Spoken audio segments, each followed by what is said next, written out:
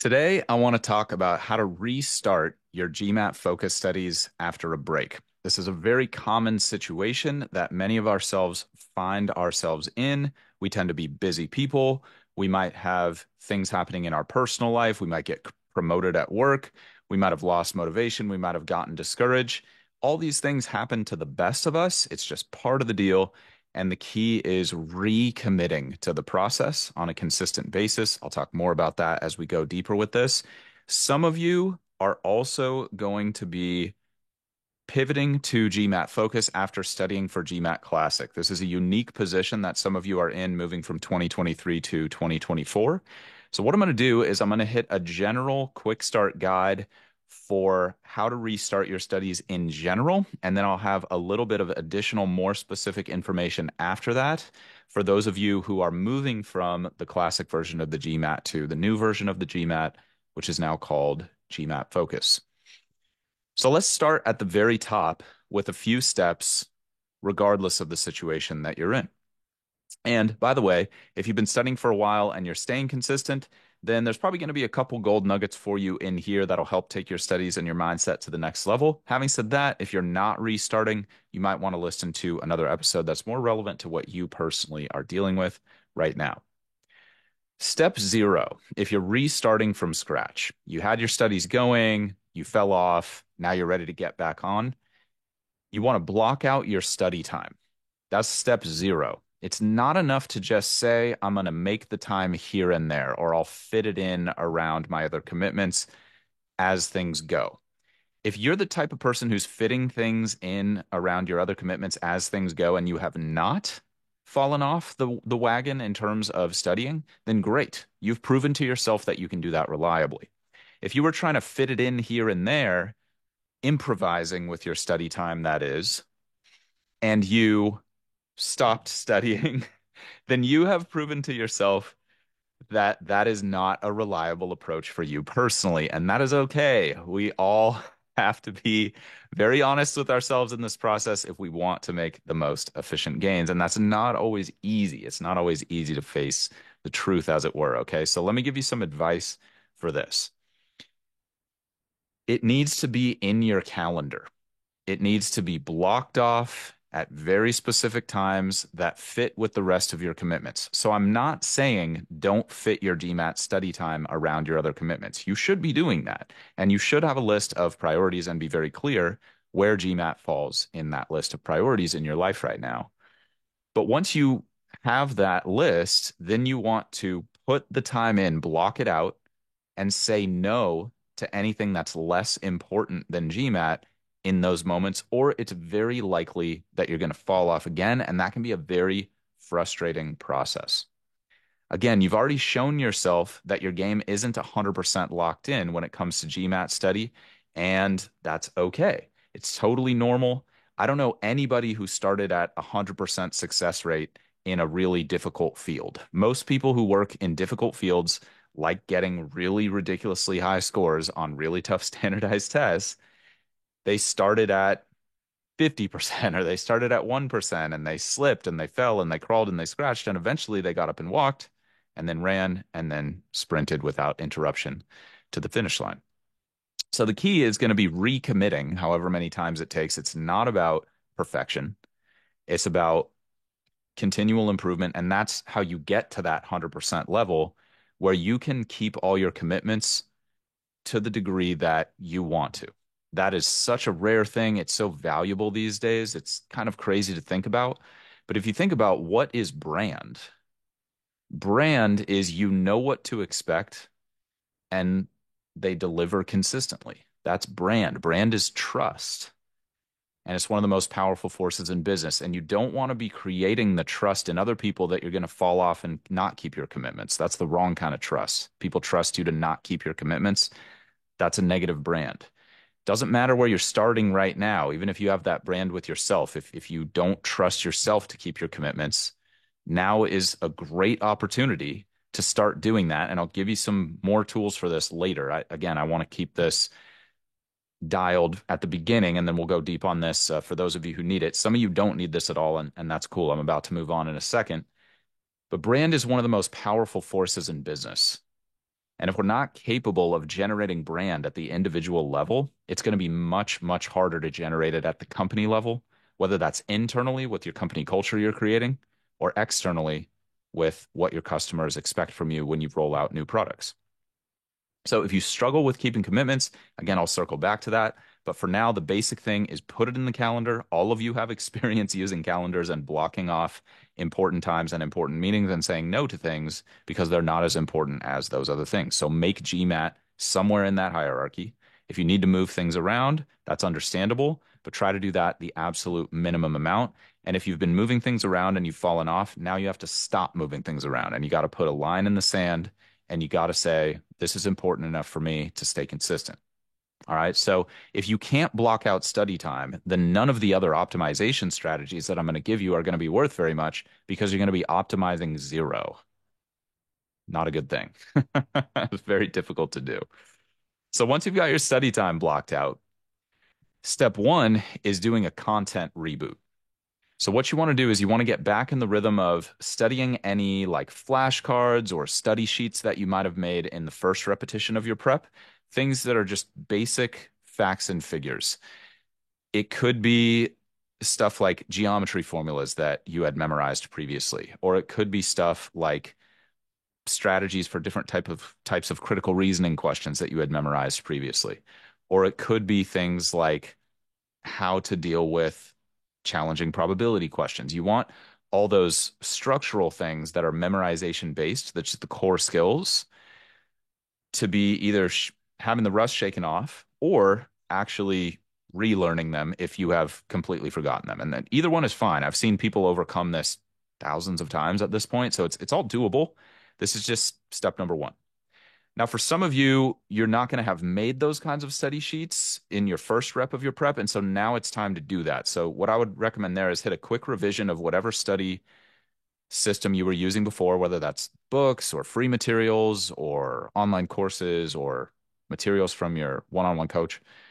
Whatever you did before, just do a quick skim over everything that you covered.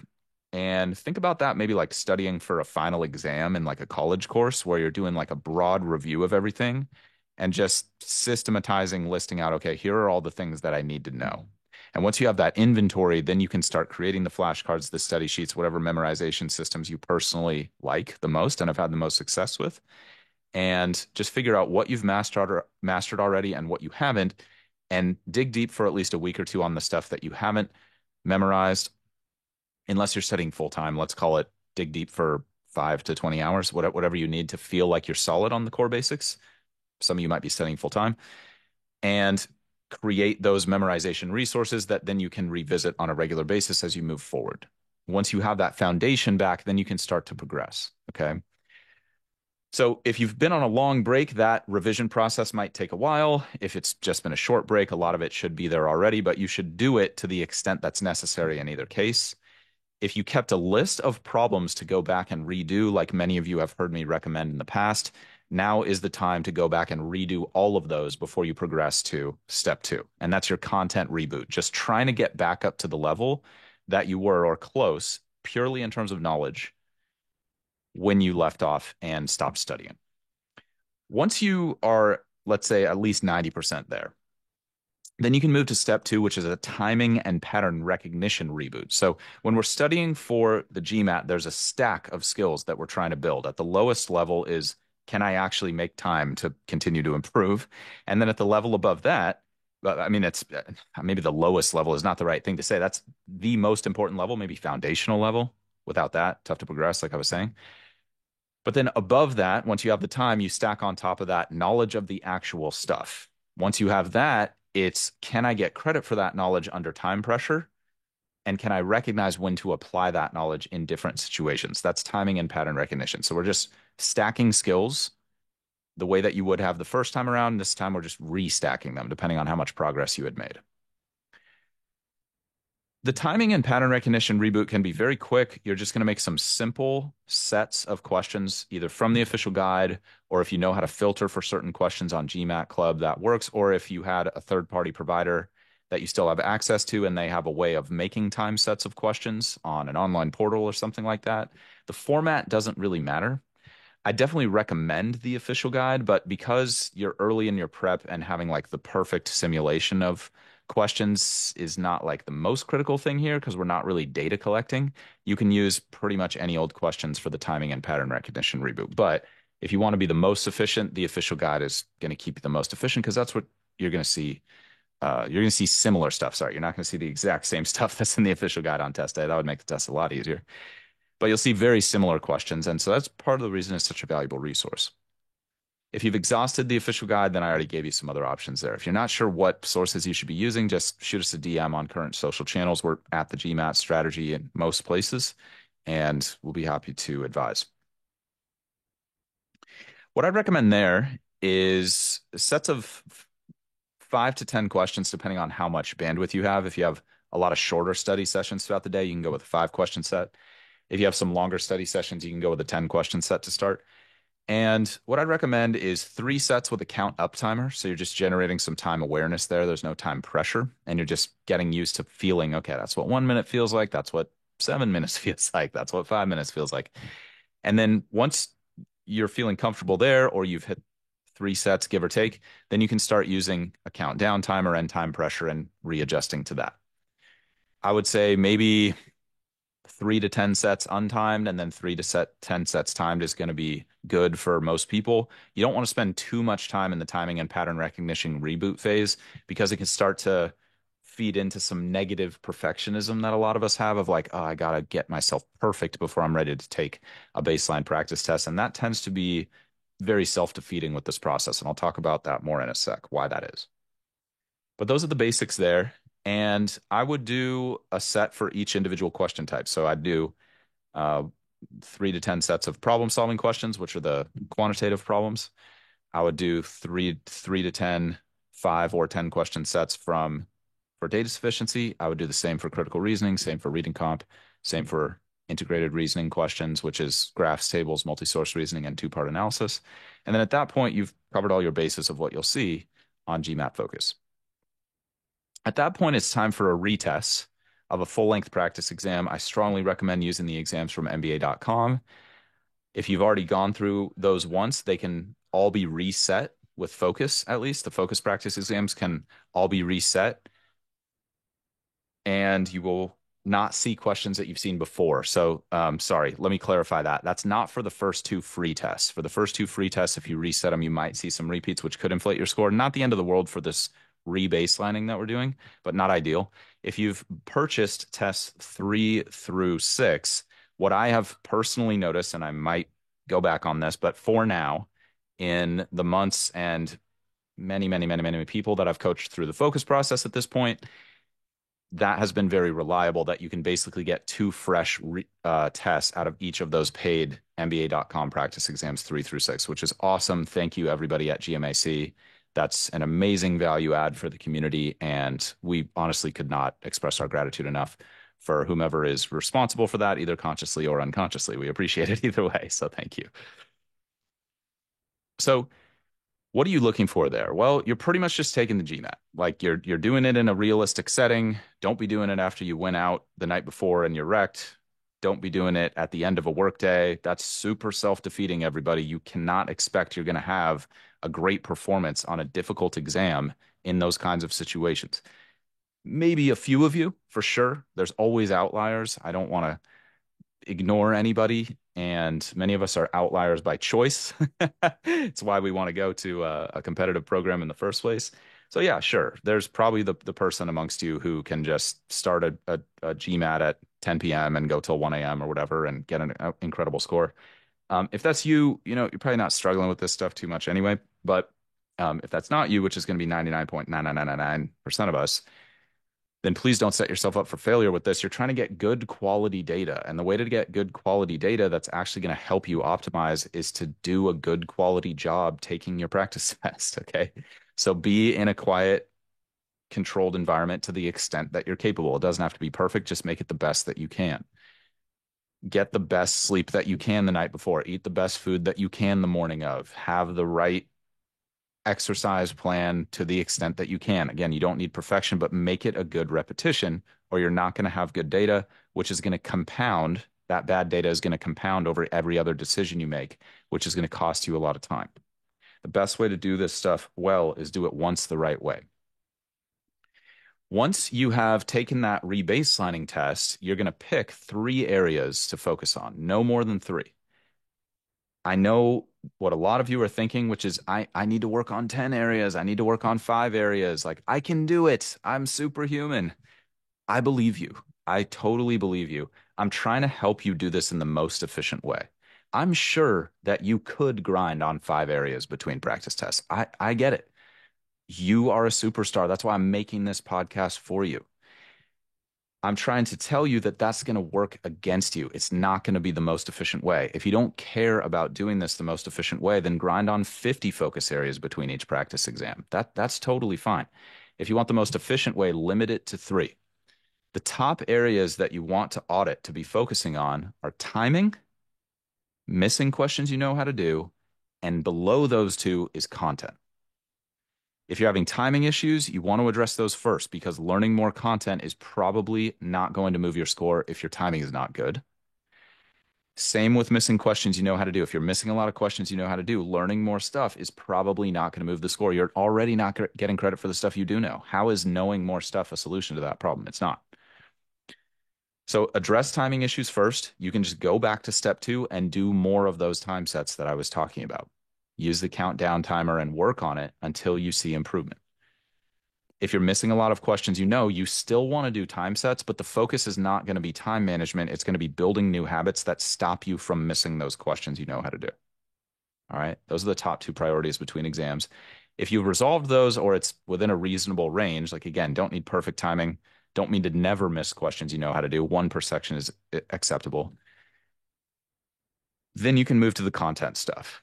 Most people over-index on content because the natural logical belief is if I just know the stuff well, then I will do well on the test. And you can't really blame people for thinking that way because that's the way like pretty much every test you've ever taken has worked. And then now all of a sudden you're looking at the GMAT like, Isaac, what's the big deal, man? Why are you making such a big deal out of this, dude? Like it's just another test. No big deal. If I learn the stuff, I'm going to do it. Some of you have already felt the pain of that state of mind. Some of you are in that elite and rare category where just learning the content is enough for you. And you're just crushing it, flying through GMAT problems and practice tests and stressing that you got, 3 750s in a row and you're not sure if you're going to get the 780. That's totally understandable. For you, you're probably gifted enough that if you just hit it hard enough, you're going to be okay. If you're hitting 750s in a row and 780 is your goal and you're really stalling out, then I would urge you to take some of this advice because it applies across the score trajectory, everybody. This is if you're getting a 200 all the way up to if you're getting a 795 and going for the 805. Let me give you some guidance on the content side. If you are going to pick some content focus areas, you want to pick the areas that are going to come up the most frequently. Now, some of you are super data nerds and you've already done a lot of collecting of data on what you're seeing on MBA.com practice exams, so you're already aware of what you're going to see more often than not. If you haven't done that, I'll shortcut it a little bit for you. Word problems are the most common in the math section, followed by equations, followed by exponents, followed by pure percents, followed by fractions, followed by divisibility, followed by probability, followed by counting. That's a rough order. It's not perfect. Different people are going to categorize things differently. I lump percent word problems into just word problems. That's probably something you're seeing a lot about Focus. Those are the top areas in the quant section. In verbal, it's pretty much 50% reading comp, 50% critical reasoning. So should be splitting that somewhat equally in terms of prioritizing what to work on. Just look at the one you're missing more of more often. And then in data insights, again, it's going to be pretty straightforward for you to analyze data sufficiency versus multi-source reasoning versus 2-part analysis. Like that's just, it's in there in the score report. You can see it. But the math content areas are a little broad, I think, to be useful for the average student. Something like rates, ratio, percent could be like 35 or more different things. So trying to help you streamline that a little bit. I hope that's helpful.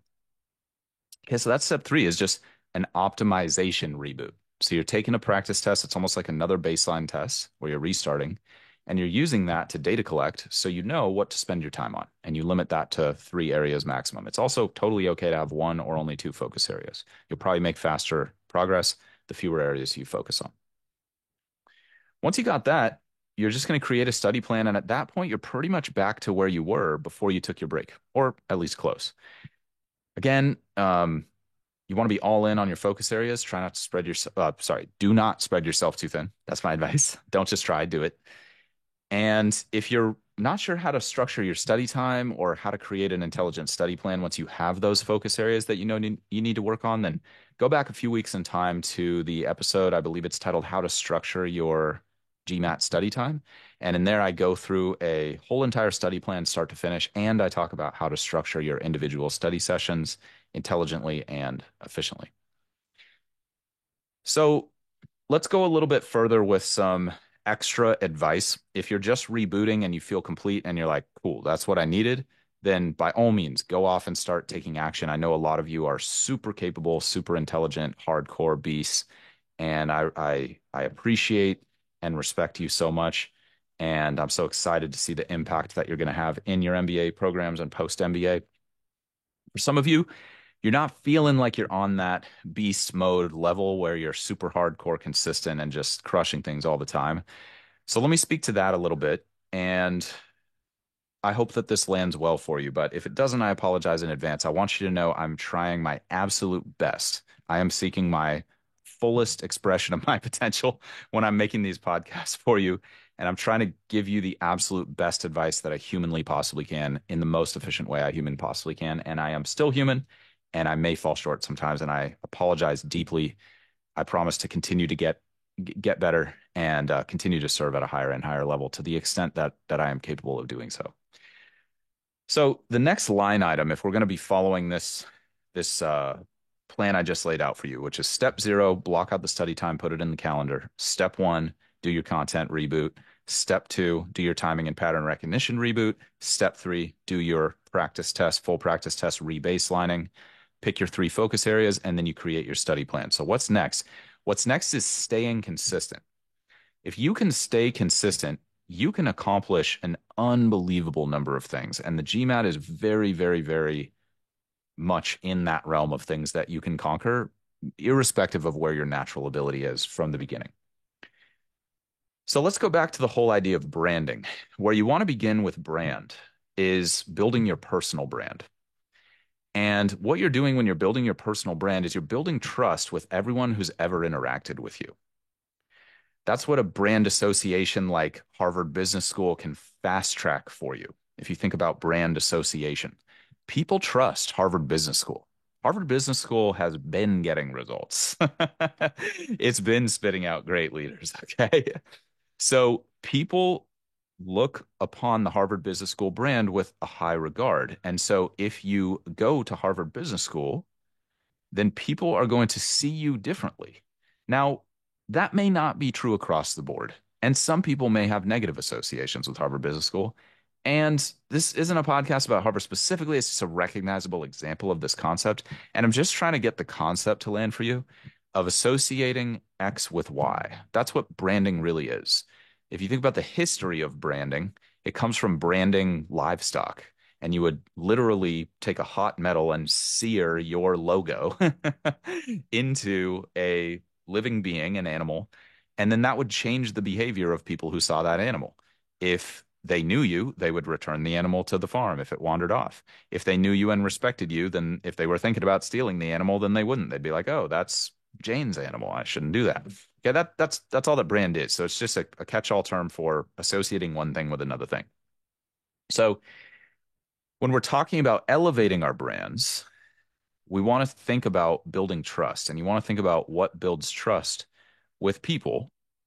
Because if you become more trustworthy and you become more consistent and you become more capable of delivering consistent results, now you're becoming the kind of person that a top business school would want to align with because they're going to want to associate their brand with people like you because you're going to make them look good. And so a lot of this is about getting our values and our behaviors to align with the type of people who would be accepted at a top business school. It's almost like going to be an identity shift for some of you.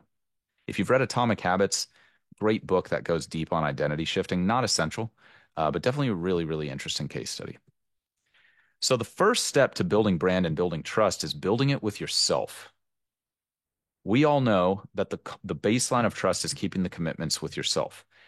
If you can get better at that, then you can get better at keeping your commitments with other people, and then you become very, very capable of creating the kind of results that most of us want to create. And the key with this, like I was talking about before, is just starting small and building it over time. You want to recognize that this is a perishable skill and may always be a challenge for certain types of folks. Just the way I was talking about in the discipline episode a few weeks back, that discipline has really been a constant challenge for me throughout my life.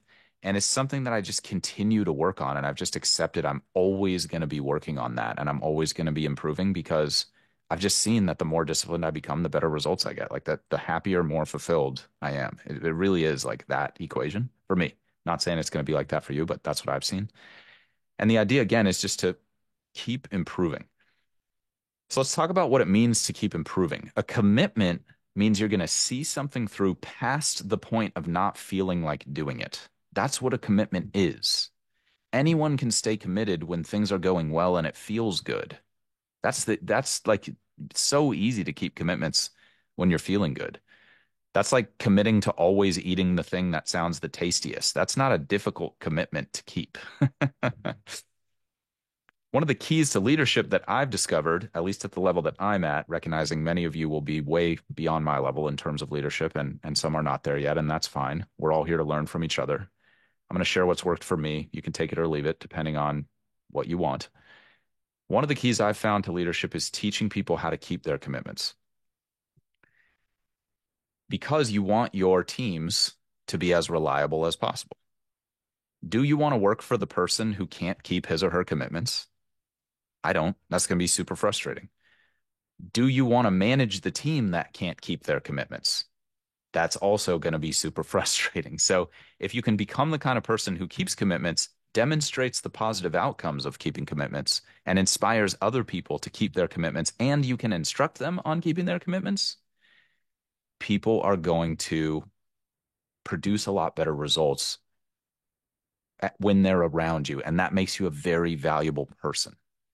The leadership is very valuable for a lot of reasons. A lot of people either don't know how to do this or they don't feel like they're capable of doing it. And that's why I want a lot of you to go to B school because you have some limiting beliefs about what you're capable of. And I want you to know you're probably capable of way more than you realize right now. Some of you already realize that, which is cool. So here's the punchline. Making commitments is the easy part. That is so easy. Anyone can say, I'm committed to excellence. That takes like zero effort. Keeping commitments is what matters. If you're a Seinfeld fan, I always remember the episode where he rents a car. It's probably worth YouTubing. I think it's funny. Some of you might not. But he goes to the car place and he's got a reservation and they've rented out the car that he had reserved. And it's a very, I'll try not to ruin it for you. But anyway, comic relief there. But keeping commitments is the thing that counts. Some of you don't struggle to keep your commitments, and that's part of the reason you're so successful, and you don't even think about it.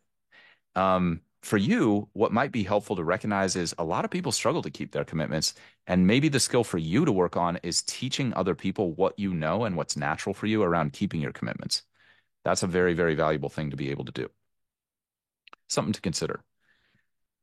So, if we accept that making commitments is easy, but keeping commitments is hard, then we should have a discussion about what does it mean to do things that are hard. And that might seem just like comically obvious. But what I've come to realize personally through coaching a lot of people through a wide variety of situations, honestly, is that a lot of people believe they work hard because they get tired while they're working and they're tired at the end of the day. And I'm just going to invite you to try this concept on for a minute. Everybody, regardless of what they did that day, is tired at the end of the day. So just because you're tired does not necessarily mean that you're working hard. And if that's how you've been thinking about it, I'd like you to consider reframing it. Again, a lot of people think they work hard simply because they get tired. But tired and hard are not the same thing. Hard is you don't feel like doing it. What does hard feel like? You're tired? That could be associated with hard. So things are harder to do when you're tired a lot of times. Another thing that makes things hard, you've already generated a lot of reasons that it's a good idea to not do it. You're rationalizing why you don't need to do the hard thing. Yeah, that makes things more difficult. The mind starts to play tricks on us and make things easier, even though we know what we should be doing. Hard can also be you're not good at it yet. You haven't built the skill, and so you don't get positive outcomes, even though you're putting forth a lot of effort. If something requires a lot of effort over a long period of time, most people see that as hard because expending effort is somewhat unnatural, like going beyond the point where you're already tired and you've already expended a lot of effort. That's not what the human body is designed to do. The human body is designed to survive. That's why you have those instincts that say, hey, stop doing stuff when you get tired. Okay. So you're kind of fighting this natural gravity. That's a very healthy, natural response, but it's not always going to get you your goals. And so what I'm trying to share with you is what hard feels like. And it's a good feeling to get used to because when you don't feel like doing stuff, that's a lot of times when you start telling yourself it's time to stop. And that might not be the best thing for you. That might be part of the reason you fell off your GMAT prep in the first place.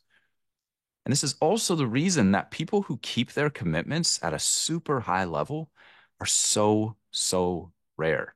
And personally, I would like to see that become a more normal thing. So I want you to either be the kind of person who's great at keeping commitments, who people just naturally trust because you're always rock solid. Or if you're not there yet, I want to try to give you the best roadmap that I personally have come up with for making this happen. And if we start with you, you are the people who are going to go out and you're going to influence tens of thousands, hundreds of thousands, millions of people. You are all extremely special. You are all extremely special people, and you're going to move into these high power, high leverage leadership roles, and you're going to touch a lot of lives. So if I can help you indirectly, I can help a lot of people. All right. This is part of the reason I'm doing this. You matter. What you do matters. So let's go a little bit deeper with the what does hard feel like thing and how do you get better at doing hard stuff that you don't feel like doing. Um, Success, I've personally found in a lot of arenas, not 100%, but a lot of arenas, is just doing the basic stuff extremely well. For those of you who are in the finance world, there's doing diligence and then there's doing diligence extremely well. There's sourcing deals and then there's sourcing deals extremely well. For those of you in marketing, there's making an advertisement and there's making an advertisement extremely well. For those of you who are in education, there's teaching and then there's teaching people extremely well. Okay. And you get the point, right?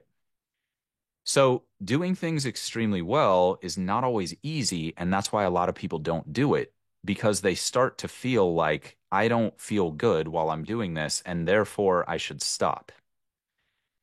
And for a lot of you, what you need to do is reframe that and realize I'm not feeling good right now. I'm feeling resistance. I'm feeling like I'm not performing well. I feel dumb. I feel inadequate.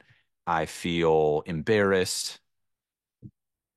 I'm not telling you to go publicly embarrass yourself at work. I'm not telling you to do that. That's probably not the best idea.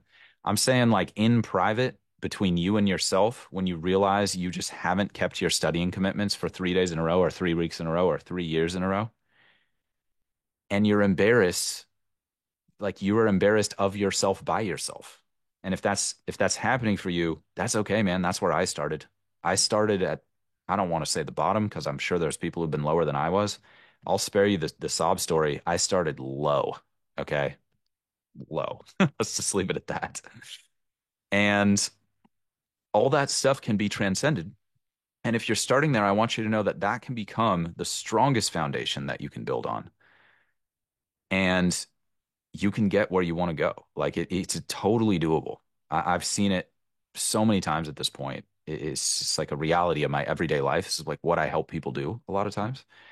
Um, so what you want to start doing is associating hard with doing something right, not doing something wrong, because a lot of us have this very logical, very like naturally hardwired, almost subconscious assumption that if I'm not feeling good while I'm doing it, then it is the wrong thing to be doing.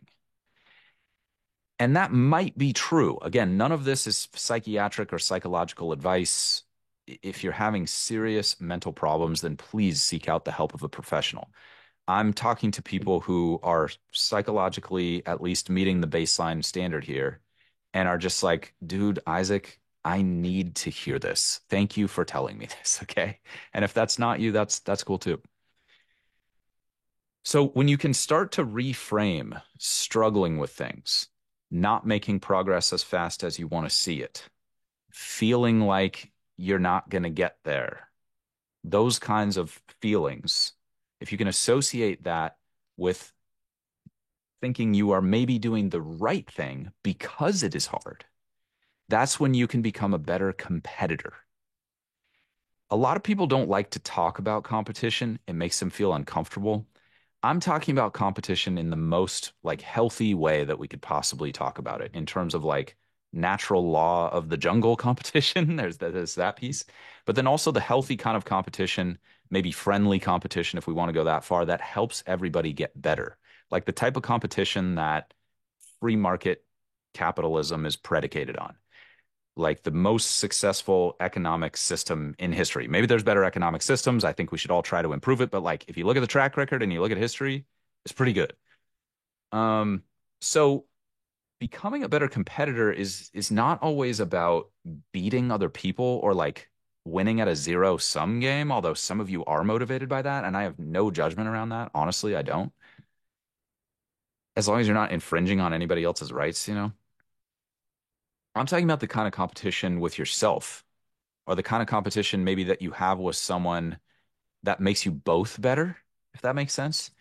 And when you can grow and become a better competitor in that arena, then you can become the kind of person who can lift people up. And if you can take people who aren't great performers and turn them into great performers, you are probably one of the most valuable people in business ever. There's a great book on this called Good to Great, and it's very worth reading if you're into reading. I know that some of you are in a busy season right now with GMAT. It's not the time to be picking up a new book, so that's cool. Just put it on the list. Um, but just to tie this off, and I'm sorry if it's just not hitting this right or I'm not explaining this in a compelling way. I promise I'm doing my best. It's about that reframe and becoming the kind of person who intellectually can recognize the difference between the good hard, the hard that's making you stronger, better, faster, getting you closer to who you want to be and what you want to have, and the bad hard, which is like drama in your relationships that's unnecessary. That's hard and unproductive. Working in a toxic work culture, that's hard and unproductive. I honestly believe that all of you have the intellectual capacity to make that differentiation. I just want you to think about it more consciously and start to reframe the difficulties of, you know what? It's good that I'm struggling with this GMAT problem because I'm probably about to learn something valuable from it. And if I wasn't struggling, I'm probably not pushing my comfort zone and I'm not improving my score. My work with people is about helping them improve. If you think about it, I wouldn't be very good at what I did if I couldn't move people's scores on a consistent and like pretty awesome basis. You know, like I just wouldn't be very good. Um, so a lot of my conversations with people are had with people who are naturally great at almost everything that they do, and it's a very disconcerting experience to all of a sudden feel like you were just going to crush this thing, and now you're getting crushed. That's what happened to me. Not a good feeling. So that was a really valuable experience for me. And I'm trying to shortcut the process for you so that you don't have to go through 8 months of study like I did and see your GMAT score go down just to like realize what I'm telling you about here, which is your version of hard right now might not be hard enough. You might just think that because you're tired at the end of the day, you're working hard, but you might have to take a pretty intense look at that. And you might have to think like, where can I productively and healthily push myself a little bit here? Do I have to do the calendar thing that Isaac was talking about?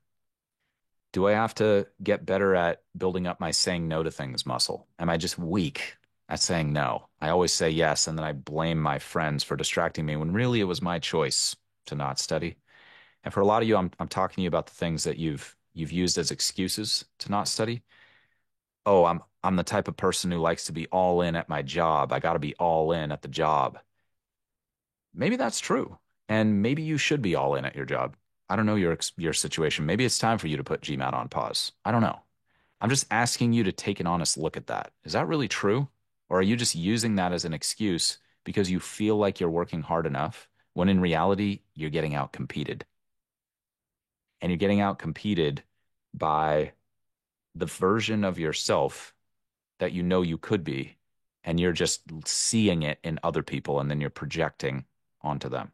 Okay. I know this is a sensitive topic for some of you because some of you are super hardcore and you need to chill out. You need to relax. Okay. I've got something for you in a second, but for a lot of you, you need to get the fire burning hotter. And that is the skill set that I'm trying to help you build right now. Okay. So let's systematize that for you. Step one, look at where you're not getting the results that you want to get in your life. Where are you not performing at the level you want to? Step two, look at your work on that thing. Look at your plan. How are you planning your work? Look at the guidance you have. Do you have really good guidance on how to do that work well? And then look at your emotional pain tolerance. That's a lot of what doing hard things comes down to. Physical pain, I recommend stopping. It's probably injuring yourself at that point. Probably not a good thing. Emotional pain, that's something that you can get better at dealing with over time. And I'm not talking about emotional pain of like grief or losing a loved one. I'm talking about the emotional pain of like, I don't feel like studying right now. This is really painful to study, and I'm not getting the results I want from my studies yet. So I'm going to hit this a little harder. I'm going to go a little bit longer. And what I want you to do is something I learned from the great David Goggins, who is a very polarizing figure, I know. So if you vibe with David Goggins, great. And if not, no worries. But what he likes to tell people is you go to that edge where you're feeling that resistance, and then you just go 10 or 20% further than where you would have stopped. So if you're thinking about time on a project, if you studied for an hour and you're like, man, I'm hitting the wall, get that extra 20%, go an extra 10 to 15 minutes. If it's more of an effort thing where you're not able to concentrate and focus to the degree that you want, maybe you need to bump up your sleep 20%. Maybe you need to bump up your break time between activities 20%. Maybe you need to decrease your meeting time by 20% so you have a little more restorative time during the day. Again, for some of you, you need to chill. You need to back it off because your performance is suffering because you're pushing yourself too hard. There's a healthy edge. Think about it like a physical workout. You work out too hard, you're getting injured, can't work out anymore. That's counterproductive. You're not working out hard enough, you're wasting time. So find that sweet spot. Go to that edge where you're a little uncomfortable and then do 10 to 20% more. That'll help a lot. So again, find the area you're not performing in, audit how you're approaching it. Do you have the right guidance? Do you have the right plan? And are you executing on that plan well? And then go to the emotional pain threshold and push past it 10 to 20%. Again, none of this is medical advice. None of this is psychiatric advice. I am giving every disclaimer possible. I'm not qualified to give any of that type of advice. I am qualified to tell you how to get great scores and results on the GMAT. And if you take this advice and it ends up not working for you or harming you, then I am not responsible for that. Okay. This is all on you, what you experience with this. Okay. So just making the disclaimer there. All right. But I have seen this work time and time and time again, and it is difficult. It might make you sweat. And that might be what you need if you're the type of person who's fallen off with your studies in the past, or you just know you're not meeting your full potential. Once you get that 20%, you move it another 10%, 20%, move it another 10, 20% until you start getting the result that you want to see. And if it's taking longer than you want it to, reframe that as a good thing. You're becoming the type of person who can see a long-term project through even when most people would have given up. That is an extremely valuable skill because people will recognize you for that. They will value for that, and you will become a better leader as a result. That's not something I made up.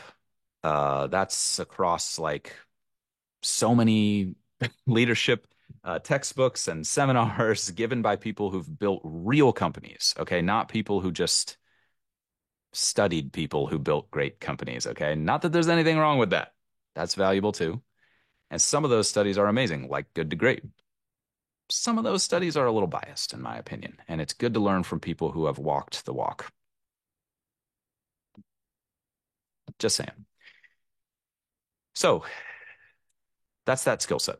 If you need more help with that, reach out. I can give you some extra resources. We've also got the Discipline podcast from a couple weeks back. You might really enjoy that if you're struggling to stay consistent or you want a little bit more advice and a little more like step by step kind of stuff, like what I was just going through.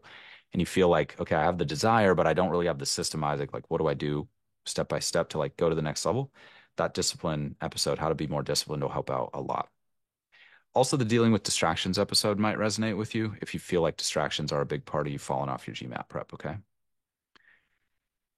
So the idea here is we're gonna move from being the types of people who are up, down, up, down, up, down, sometimes crushing it, sometimes getting crushed, to becoming the kind of person who is just on this compounding interest, exponential upswing throughout your life and your career, where you just get better and better and better and better and better.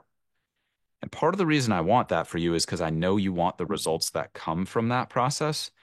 But more than anything, you're probably going to make the money at some point that you want to make. You're probably going to silence the haters that you want to silence. You're probably going to get the corner office or the badass title or the whatever, like you're probably going to get that stuff.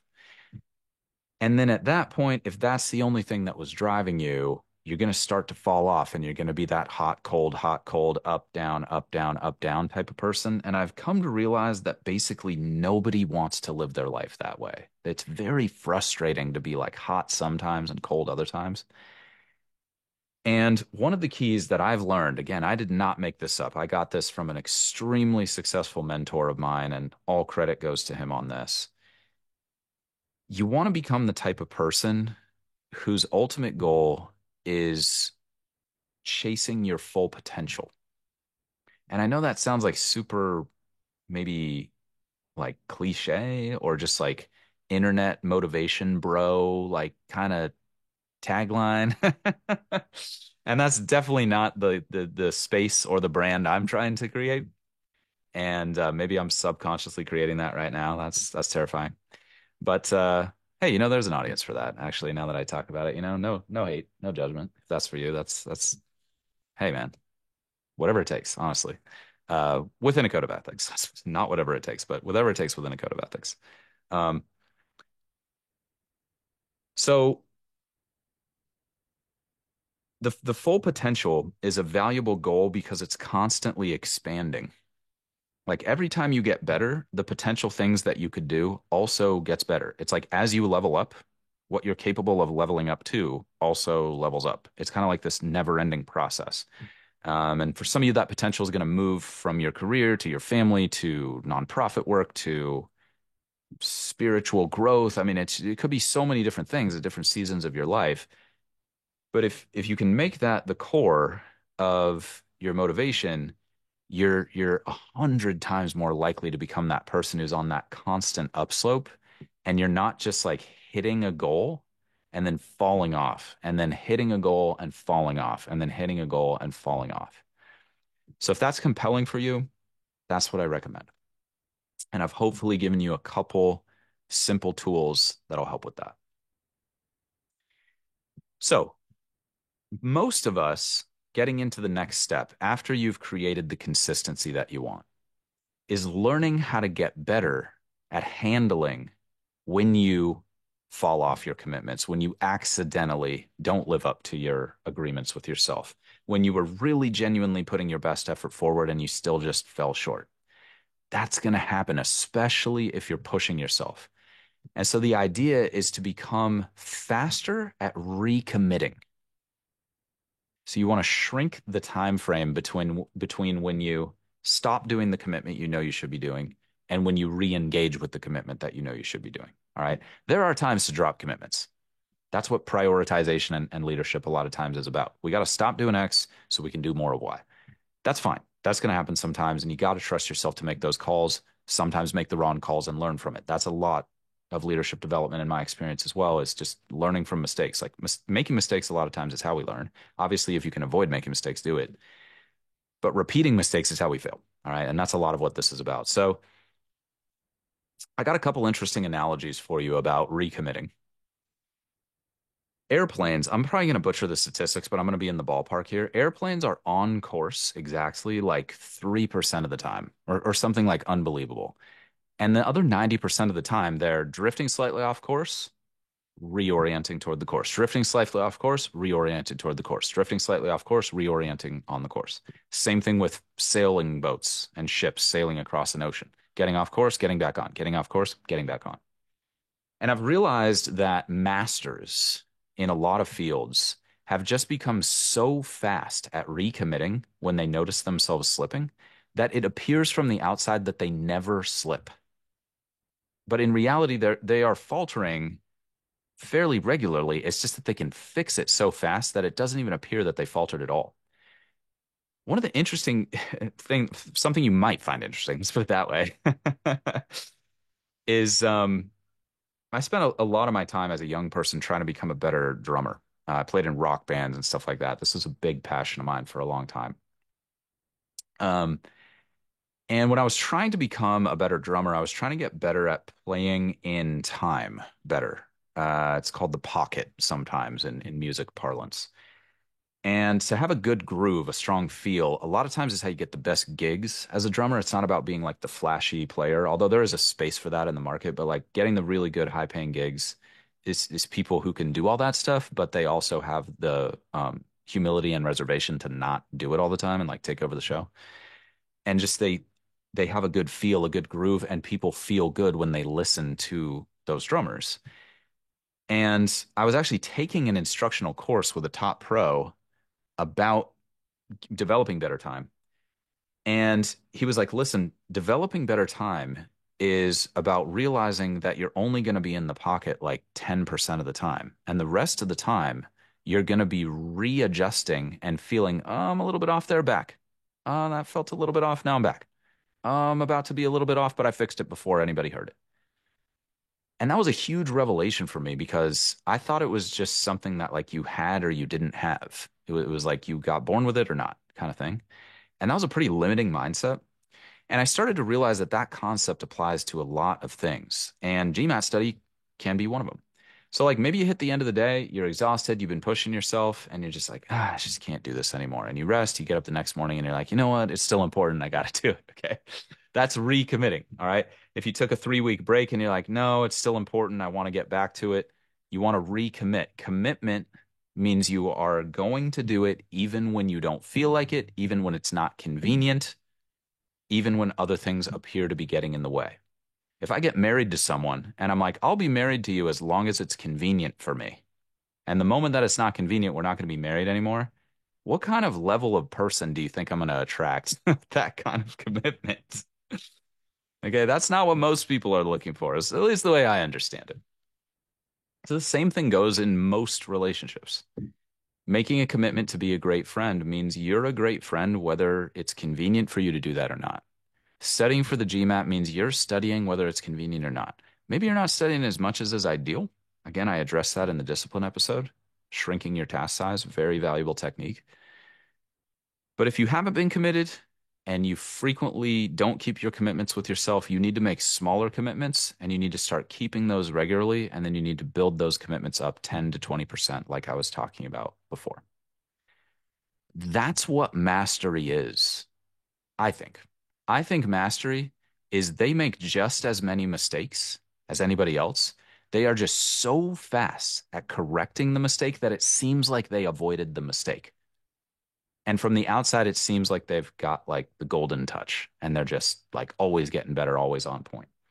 And what I want you to see is that's a very achievable thing no matter where you are on the spectrum right now. Mastery is totally achievable, but it is not easy. It's not going to get easier. It's going to continue to be hard because that constant and never-ending improvement is just going to, you're just going to keep pushing the comfort zone. And the moment you stop pushing the comfort zone, you're going to get out of shape with it. It's just like physical exercise. It's a lifelong thing. You're never just going to get in shape and then just stay that way with no effort.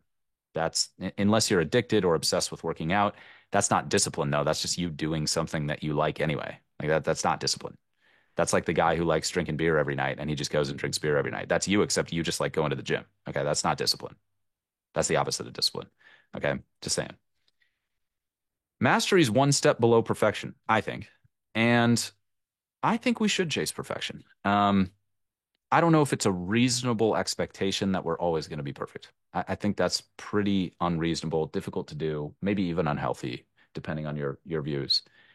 But mastery is very attainable, and mastery is not perfection in my book. It's that level below perfection where you're just falling off, getting back, falling off, recommitting, recommitting, recommitting, and you're just getting faster and faster and faster at that recommitting process.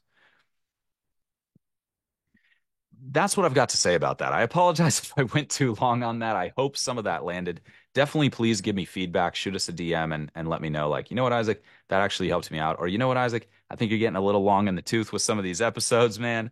I really like the content stuff. Why don't you do a little bit more of that? And I like getting feedback. Yeah, you definitely can't hurt my feelings, and I'm here to serve. So if what I'm doing is not serving you, then please let me know, please. All right, last step. If you're not seeing results, get help. You don't have to do this alone. You might need a structured, self-paced GMAT study program. You might need a productivity coach. You might need a course, or you might need a GMAT coach. I don't know what you need. All those recommendations for making those decisions well are in past episodes, so I'm not going to rehash them here. If you're really not sure, then you can feel free to shoot us a DM and we can get you some resources, or go back to the How to Start Your GMAT Studies in 2024 episode, and I'll break down what I see as the best options in the industry depending on your budget, your timeline, your natural learning style. I'll give you the whole start to finish breakdown. Okay. So let me finally get into if you're moving from GMAT Classic to GMAT Focus, and let me give you some quick advice here. Number one, understand that the score scale is different. GMAT Focus scores, overall three-digit scores, are 45 points lower than GMAT Classic scores. So if you were targeting a 700, now you're targeting a 655. If you were targeting a 750, now you're targeting a 705. If you were targeting a 650, now you're targeting a 605. All right, most important adjustment, high level, moving from Classic to Focus. Second, moving from Classic to Focus is the sub scores are on a different scale as well. So it used to be 0 to 51 in quant, 0 to 51 in verbal, and 1 to 8 in integrated reasoning. Now it's, I don't even know what the bottom of the score is. I have basically no occasion to look at it. I think it's 60 to 90 is the score scale. Forgive me if I don't know the low range. It's just like not important for the work I do. But 90 is a perfect score now in quant, verbal, and data insights. And I think 60 or 30 is the lowest score, but like it's not possible to actually get that score. I don't know. I don't understand all the statistics behind it, but 60 is low, 90 is high. Let's put it that way. The minimum quant score for a top 10 program is going to be a 78 quant as of today. That might shift over time. If you're an admissions consultant or an admissions officer and you have different data, please reach out to me and correct me. I would appreciate that. But based on what I've seen, that's the kind of the golden threshold. And then higher is better for sure. But at that point, you've reached the minimum for a top school. 80 or better in verbal is the minimum for top schools as far as I've seen so far. And then 78 or better in data insights is the minimum. So take a baseline, figure out how far you are from those minimums, focus on the place where you're not at the minimum yet. Once you get to the minimum, then you can stack points on any of the subscores to move your total three-digit score. And I talk more about the specifics of that in the specific quant, verbal, and data insights breakdowns that I did a few weeks back. And I would definitely recommend listening to those if you're pivoting to focus and you don't know much about the exam. There's some big changes, but also a lot of things that are going to be familiar for you. So don't be scared. Third tip, integrated reasoning is now adaptive. Make sure you get more reps on integrated reasoning because it used to be not that important. Now it's very important because it also contributes to your overall three-digit score. All right, so make sure your data sufficiency process is on point. And if you need help with that, go back to the data insights episode I did from a couple weeks ago. I'll break down a system for data sufficiency and a system for every individual integrated reasoning questions, graphs, tables, multi-source reasoning, and two-part analysis. The last tip I'll give you here, if you're pivoting, is everything from classic is now just more important, except sentence correction and geometry. Sentence correction is gone. Geometry is greatly reduced. I do not believe it has been deleted personally, even though some people have said that. There is still some geometry, but it's not nearly as heavily tested. But everything else is now just more important. Data sufficiency is more important. Integrated reasoning is more important. Critical reasoning and reading comp are more important. Your math content knowledge is more important. All right. Scratch work is more important because missing questions you know how to do is more important because the sections are shorter now. So every question is worth more. Time management is more important because every section is shorter. You have less margin for error with your timing strategy, etc. So just make sure that you are following the plan I laid out at the top of the episode if you're rebooting, and just make sure you are doing those things well. If you do it well, it's going to work. If you do it badly, nothing I tell you is going to work. At this point, you can basically follow that study plan I gave you at the top of the episode. If you want to skip to just the kind of hardcore tactical list by list advice of what I recommend in terms of how to structure your study time, the episode's called How to Structure Your Study Time. And if you have any questions on anything I've put forth here, just reach out anytime and we've got you covered. As always, my greatest hope is that this material will make your studies as easy and as painless as they can possibly be. If you want more tips and strategies for optimizing your performance on the GMAT, head to our website, thegmatstrategy.com, and check out our free video presentation on how to achieve your dream GMAT score in half the normal time. It's about 40 minutes long, very well spent 40 minutes, in my opinion. In the meantime, this is a weekly show, so please subscribe, and as always, stay positive and stay consistent with your studies. I'll talk to you all soon.